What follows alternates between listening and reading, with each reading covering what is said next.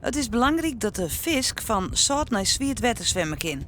Want zo kan bijgelijks voorkomen worden dat bepaalde soorten uitsterven. Dat zijn ze zaakkundigen. Joet wie de zogenaamde viskmigratiedag, overal op de wereld.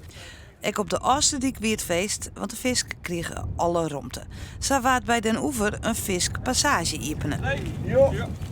Nou, hierbij openen wij de vispassage Den Oever. En ik zou zeggen, laat de vissen maar komen. Welkom!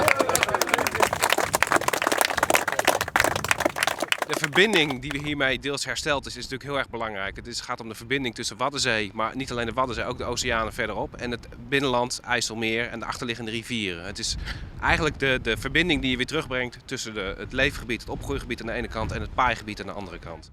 Jaarlijks zwemmen er troch de sluizen en de viskpassage 350 miljoen visken van de Waadzee naar de IJsselmaar.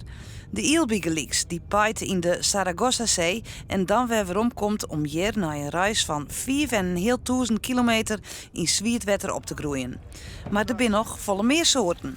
Wat we net gezien hebben toen het net al gelicht werd, dat waren stekelbaarsjes. Die zijn hier ook ontzettend veel en dat is een wat kleiner visje.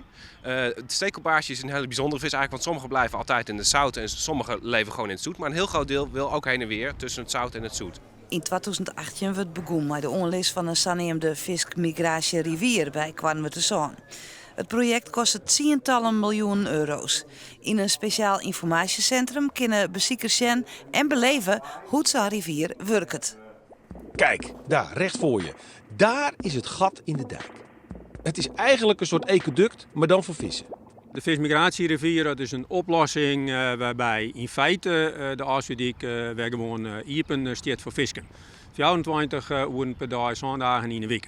En dan kunnen visken gewoon in en uit zwemmen. En die visken die in hun leven zich verplaatsen moeten tussen zout en zoet water, om bijvoorbeeld te paaien en jongen te brengen, die visken kunnen het IJsselmaar weer inkomen.